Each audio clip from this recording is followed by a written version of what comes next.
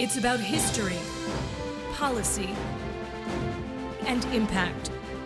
A new perspective on current affairs, bringing experience, insight, civility, and scholarship to the urgent issues of today. It's about our past, present, and future. Your host, Pulitzer Prize-winning author and journalist, Douglas Blackmon.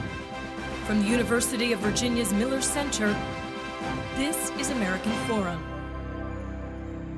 Welcome back. I'm Doug Blackmon.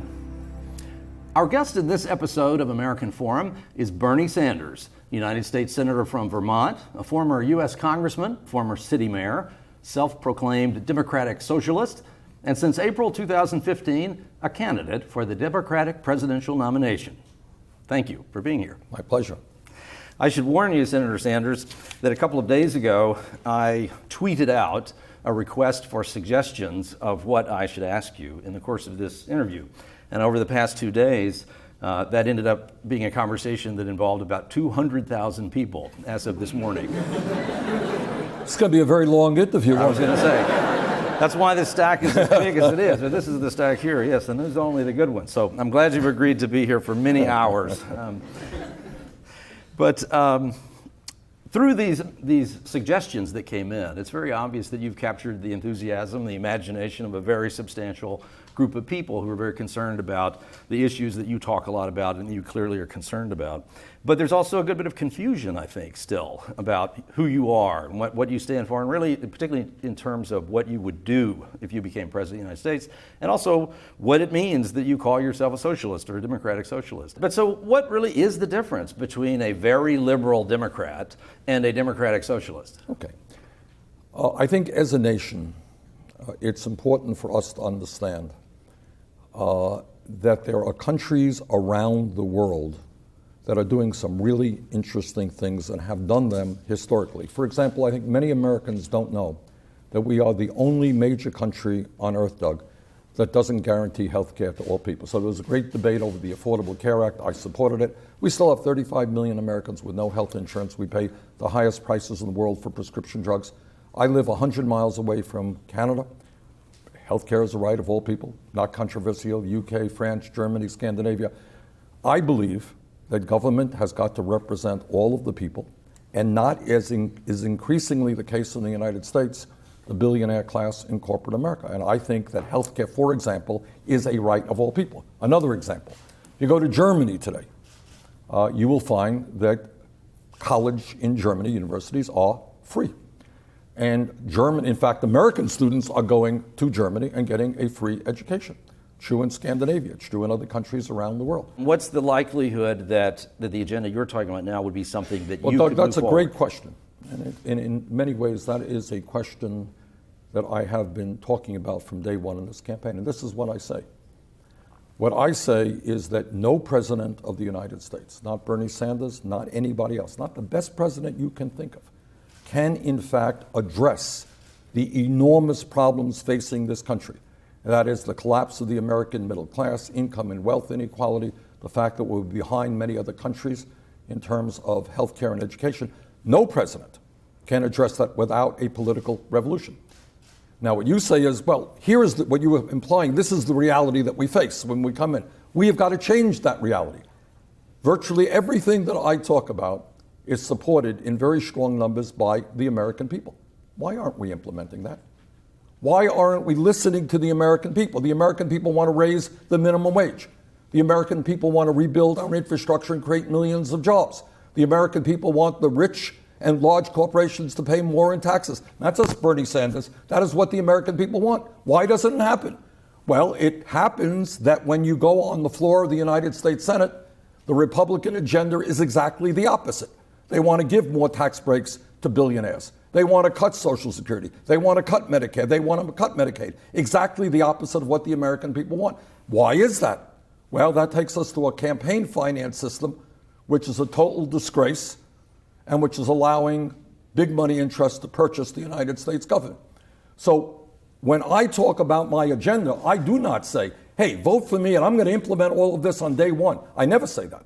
What I say is that we need tens of millions of people to become involved in the political process in a way That has not happened before. That is what this campaign is about. It's not just electing Bernie Sanders. It's creating what I call a political revolution. The American people oftentimes are very much in concert around certain things in broad terms, like gun control, but then a lot of American people end up unwilling to move forward in certain ways when you get down to the hard tax and the specifics. The same applies at times to things like minimum wage. When I said... Well, let me disagree with you. Not the case. The American people want to raise the minimum wage. It's our Republican colleagues in Congress who refuse to do that, and in fact, in many instances, want to do away with the concept of the minimum wage and lower the minimum wage. So I don't agree with you. I think what we have seen actually in the last few years, and it's interesting you raised that question, is as a result of fast food workers and other low-wage workers going out on the streets, and I've been with them in some of these fights, going on strike, rallying the American people, we have come an enormous way in raising consciousness, and you have cities like Seattle, Los Angeles, you have New York State moving forward to raise the minimum wage to $15 an hour, which is my view. At the same time, there are business owners, and not just the Republican Party, who say, wait a minute, this may cause us some real problems. And there are some real concerns about that are not completely invalid. And in fact, among those 200,000 folks who I was in conversation with earlier was my 14-year-old daughter, much to my pleasure. She runs a business. This is incredible. A very precocious kid. She will. She is very precocious. And so I'm going to exert my host discretion and ask a question that came from her on this very topic. Her name's Colette Blackman.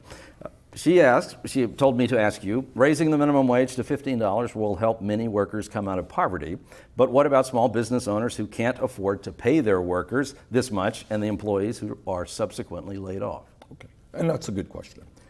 The answer is, and why I prefer to do a national minimum wage rather than see states and cities just do it, is if we do it nationally, then everybody is in the same boat.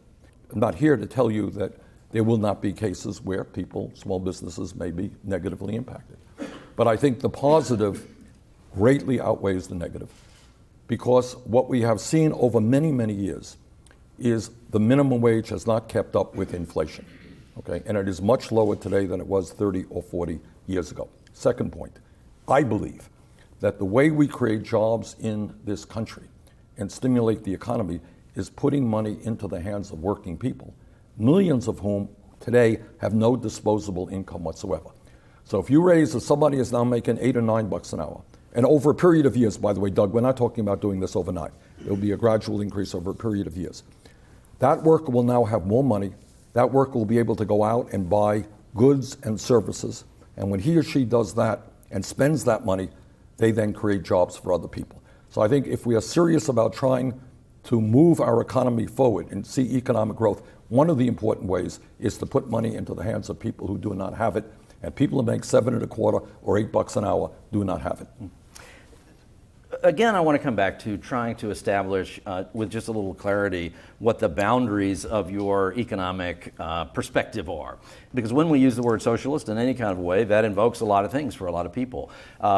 Some of the more successful socialist governments in the past in other countries were also ones that nationalized institutions like banks and such. And I know you're not espousing that. But if we went back to 2008, 2009, the financial crisis, would you have reacted in a more interventionist way with well, let me tell you what I would have done if Yeah. I was in the Senate, and I will never forget Ben Bernanke and the Secretary of the Treasury walking into the Democratic caucus. They went to the Republican caucus as well, and basically saying that if you guys do not come up with a huge amount of money, something like $700 billion, we think the American financial system will collapse, and that may take down the entire world's economy. Other than that, not a serious problem. Now, my response was twofold. First of all, and I would ask your viewers to go to YouTube and check it out. When I was in the House, I was a member of the House, was then called the House Banking Committee, now the Financial Services Committee. Check out the discussion I had with Alan Greenspan about his desire to deregulate Wall Street, to allow investor banks to merge with commercial banks, to merge with insurance companies, to do away with Glass-Steagall. Here are the questions that I asked him. What I believed at that time, if you do that, it would be a disaster. It turned out to be right. So you're looking at a guy who did everything that he could to prevent the deregulation of Wall Street, because I don't trust Wall Street. Frankly, don't tell anybody, but it is my view that the business model of Wall Street is basically fraud. And I think that what we have seen over the years is time after time, with minimal regulations, banks being caught cheating and doing illegal things. So I happen to have fought against the deregulation. Right now in this country, I think I am right, I'm not wrong by much if I'm not, is we have the 6 largest financial institutions, Doug, today have assets of about $11 trillion. That is about 60% of the GDP of the United States of America. They issue about 2/3 of the credit cards and about 35% of the mortgages. What I would have said then, and what I say now, is when you have financial institutions that are so large, and by the way, everybody should know this, 3 out of the 4 largest financial institutions in this country today are significantly larger than they were when we bailed them out because they were too big to fail. So what do I think? I think, number one, you bring back Glass-Steagall and you start re-regulating them. But more importantly, if Teddy Roosevelt were alive today, a good Republican, what he would say, break them up. That's my view. If a bank is too big to fail, it's too big to exist. That was my position, and that is my position today. I don't mean to challenge your depiction of Wall Street as a kind of racketeering. That's a good industry. definition. That's not bad. All right. I thought I was summarizing it. But among the many questions that came in, this is one version of one that came in from many people, from someone named Warren Strong, at WG Strong, if anybody wants to reach out to him. Ask him if innovations like Twitter would exist in a socialist economy when taking risks goes unrewarded. Well, first of all, again, when I talk about a democratic socialist society, I am looking at governments in Europe over the last many, many decades. Some of them had labor governments, some of them have social democratic governments, some of them have social governments. Countries like Denmark and Sweden and Finland and Norway and other countries who, in my view, have done pretty good things in terms of having childhood poverty rates a fraction of what they are in the United States. Now, if you go to a country like Sweden, you go to a country like Denmark, these are very innovative countries. Now, they are very small countries. They're homogeneous countries. It's wrong to economically compare them to a complicated large country like the United States of America. But of course, this is what I want to see. I do want to see entrepreneurial activity. I do want to see innovation. I do want to see the creation of wealth. But I do not want to see a situation where the top 1/10 of 1% in our country owns almost as much wealth as the bottom 90%. I do not want to see a situation where today 58% of all new income is going to the top 1%. I don't want to spend much of our time asking you about your opponents because we're really interested in you. But there are 2 things I will ask you that relate to Hillary Clinton. One is, this is a question that my daughter did not suggest, but that I ask on her behalf in some respects after having listened to her. And that is that as interesting as you are to her and these ideas that you are presenting, she and millions of other women and young women and girls have also been inspired by the idea that a woman of such accomplishment as Hillary Clinton, who certainly is as qualified to be president as anyone could possibly be, yes. What a triumph it would be for our society for someone like that to be elected president of the United States. So what would you say to my daughter to explain why it is worth it to forego that triumph in her mind and make you president of the United States? Well, I think your daughter makes a very good point. And I understand there are millions of people, not just women, men as well, who want to see us break down the discriminatory barriers that have been placed in front of women for so many years.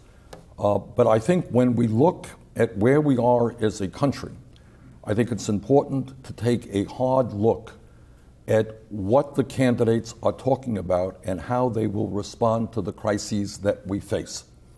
And I think if you compare Hillary Clinton, and I've known Hillary Clinton for 25 years, I consider her a friend, and you're quite right. She has a remarkable record of public achievement. But I think if you look at Hillary Clinton's views on the issues, which is what this campaign is about, I think the views that I am fighting for, the positions that I'm fighting for, will do more to address the very serious crises facing the middle class and working families. So Hillary Clinton and I have some strong disagreements. I mentioned a moment ago, I want to see the minimum wage raised over a period of years to $15 an hour. She has not been clear on that. I am very concerned, and have been for many years, about our trade policies, which I believe have been a disaster. That's NAFTA, CAFTA, permanent normal trade relations with China, this TPP that we're debating right now.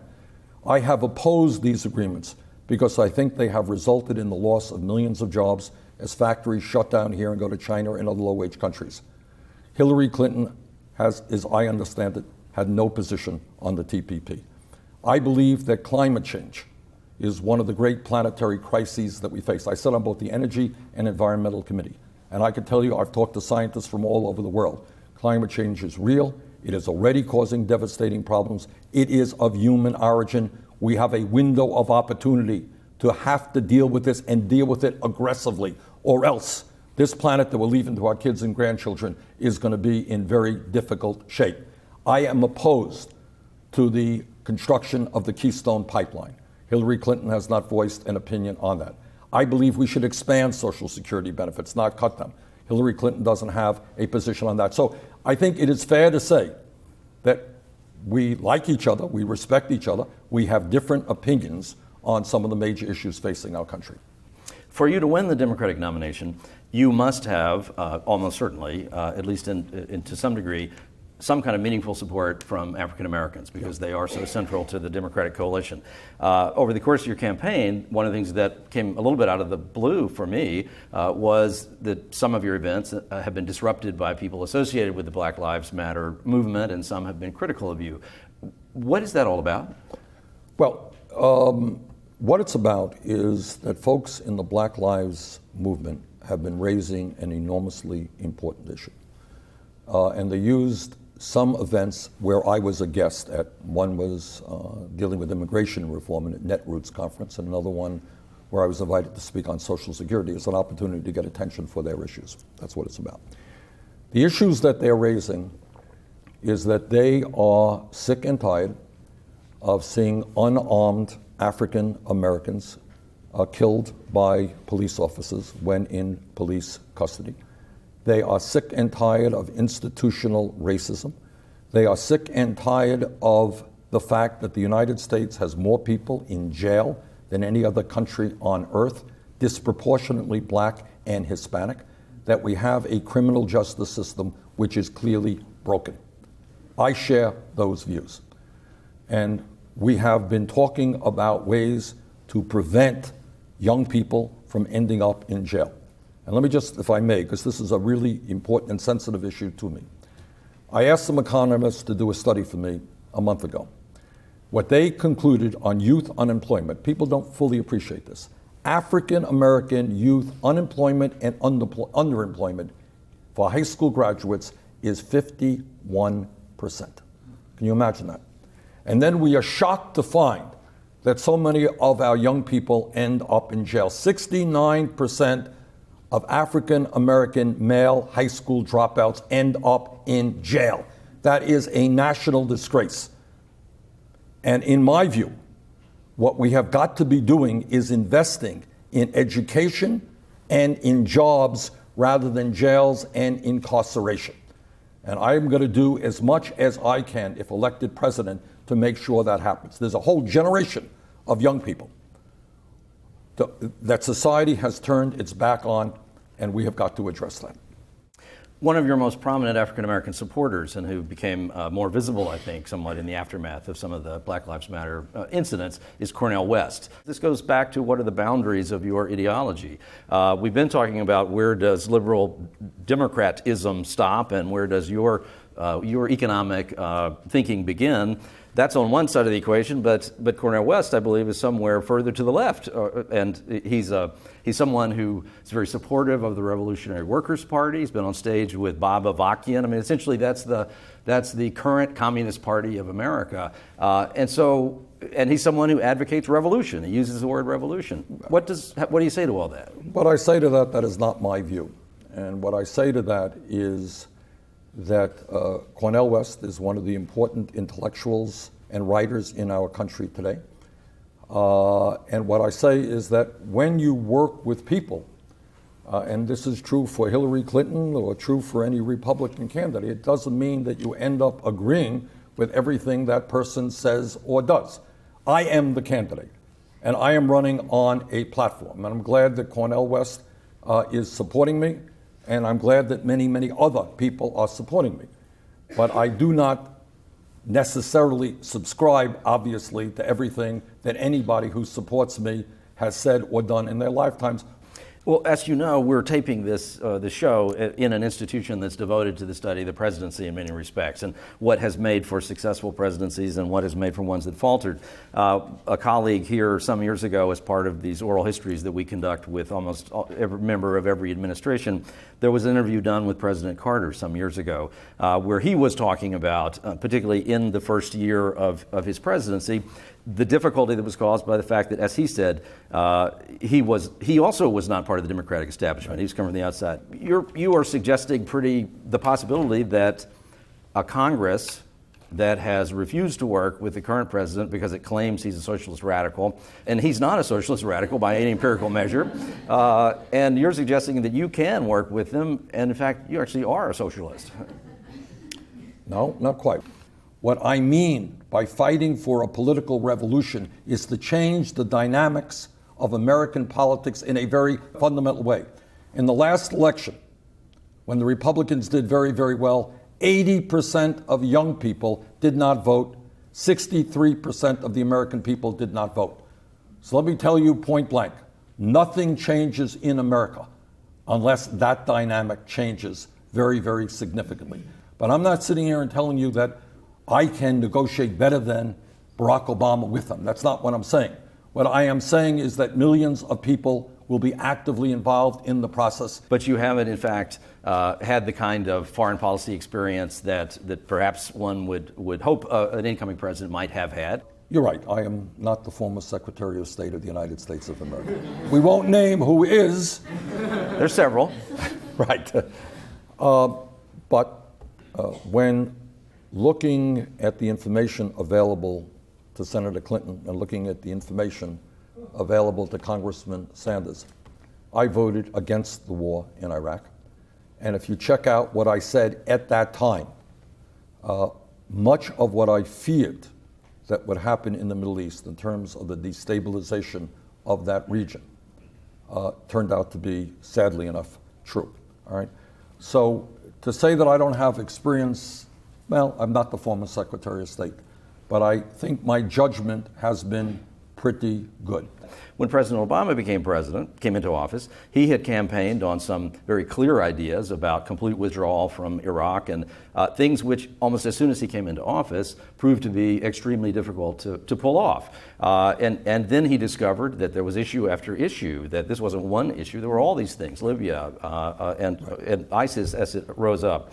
In the end, he compromised dramatically on the things that he had said, I think because he believed that otherwise he wouldn't have gotten a second term. The question I would ask you is, had you been president of the United States at that moment, would you have stuck to your campaign promise? Look, we are living in an incredibly dangerous world. All of us see things on television, beheadings, children sold into sexual slavery, barbarity. And, you know, these are horrible, horrible things. The United States is the most powerful nation on earth. We have the largest military, and we have got to work in coalition with other countries around the world to do everything that we can to resolve these issues. And I believe that everything being equal, the Iraqi people in that region, have got to stand up to ISIS. I mean, what they are fighting for in many ways is for the soul of Islam. They have got to do it. I do not believe that American troops there in perpetuity are going to ever win this kind of thing, nor do I believe that that is what the American people want. At the end of the day, the Muslim nations themselves are going to have to combat ISIS with our support. That's my view. Despite all the excitement you've generated, it's still the case that something like 70% of Democratic voters, of your most likely voters, are not going your way. And you're counting on a real social revolution involving those people. In America today, you probably still have 30-40% of the American people who do not know who Bernie Sanders is or what I stand for. So I believe we have the energy. I believe we have the momentum. I believe that we are gaining more and more support. And I believe that we have a good chance to win this thing, which, by the way, would be one of the great political upsets in the history of the United States politics. Vermont Senator Bernie Sanders, good luck and safe travels. If you'd like to join the conversation with American Forum and our guests, send us a message on Twitter or Facebook. For transcripts, podcasts, and video of this and other episodes, visit us at millercenter.org. American Forum. I'm Doug Blackman. See you next week.